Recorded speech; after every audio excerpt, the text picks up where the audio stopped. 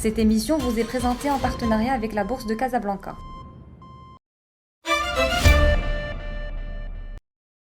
Bonjour, bienvenue dans ce nouveau numéro d'Encyclo Bourse. Aujourd'hui, nous allons poursuivre notre série de vidéos consacrée aux offres publiques et particulièrement aux offres publiques obligatoires sur le marché boursier.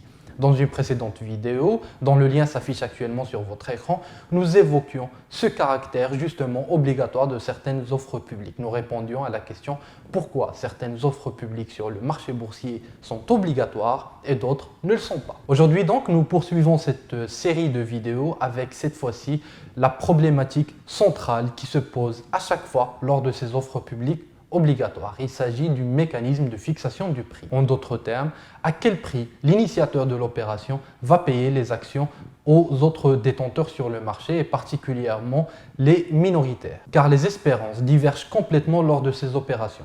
L'initiateur, celui qui va payer, cherche bien évidemment à minimiser le prix auquel il va acheter ses actions.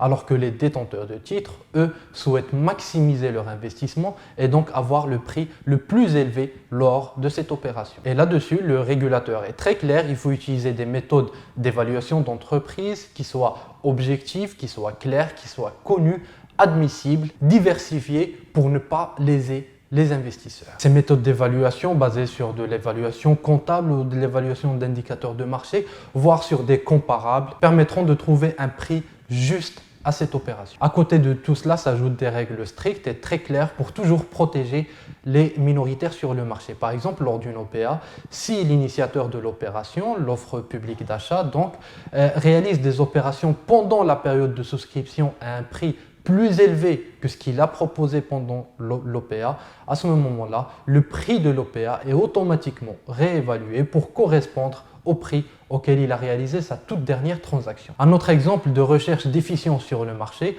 lors des offres publiques de retrait, les OPR. À ce moment-là, l'initiateur doit absolument désigner un évaluateur externe après approbation de l'AMMC et dont la rémunération ne peut dépendre ni du résultat de l'évaluation ni du résultat de l'opération. Tout cela pour protéger les intérêts des minorités. Voilà, c'était tout pour ce numéro consacré au mécanisme de fixation des prix lors des offres publiques obligatoires sur le marché boursier.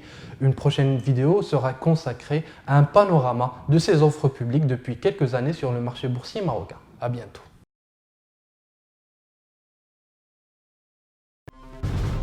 Cette émission vous a été présentée en partenariat avec la Bourse de Casablanca.